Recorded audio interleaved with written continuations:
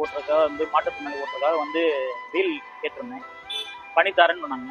வண்டி கொண்டு வந்து காமிச்சேன், பண்ணி கொடுத்துட்டாங்க. பண்ணி கொடுத்ததுக்கப்புறம் பார்த்தீங்கன்னா வீல் சேர் மாட்டணும்னு சொல்லியிருந்தேன். சரி வீல் சேரை கொண்டு வந்து வாங்க, உடனே கொண்டு போகலான்னு பார்த்தாரு. ஆனால் என்ன ஒரு விஷயம் நடந்ததுன்னா, வீல் சேர் வச்சு அவங்க ட்ரை பண்ணி பார்த்தாங்க. அன்றைக்கி எதுவும் பண்ண முடியல. ஏன்னா ஒரு சைடு பேலன்ஸ் கிடைக்குது, இன்னொரு சைடு வந்து பேலன்ஸ் கிடையாது இல்லை.